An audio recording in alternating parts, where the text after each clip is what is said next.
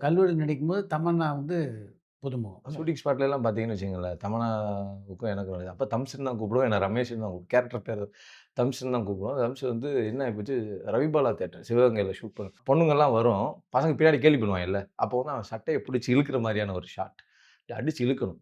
நான் என்ன பண்ணிட்டேன், அந்த படிக்கட்டு தியேட்டர் படிக்கட்டு இருக்கும்ல, இப்படி ஏறி போய் ஒரு இதுல மிஸ் ஆகி டப்புன்னு தமன்னா ஷோல்டர்ல அடிச்சுட்டேன்.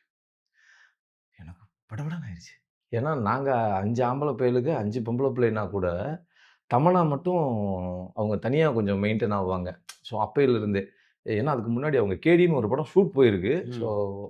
ஹாப்பி டேஸ்ன்னு ஒரு படம் ஷூட் போயிருக்கு. இந்த படம் ஆனா இதுதான் ஃபர்ஸ்ட்டு கமிட் ஆனது. ஆனா அது ஷூட் போயிருச்சு.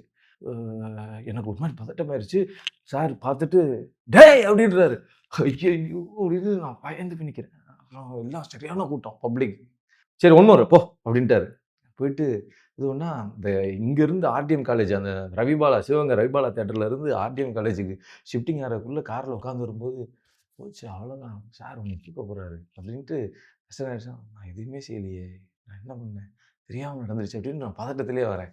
வந்தா சரி, ரூமுக்கு வந்ததுக்கப்புறம் அந்த அந்த காலேஜுக்குள்ள வந்ததுக்கப்புறம் காலேஜ்ல ஒரு ரூம்ல தான் ட்ரெஸ் எல்லாம் வந்துட்டு தம்ஸ் வந்து சொல்லுது, "ரமேஷ் சாரி நான் தான் மார்க்ல இருந்து முன்னாடி வந்துட்டேன்" அப்படின்னுச்சு.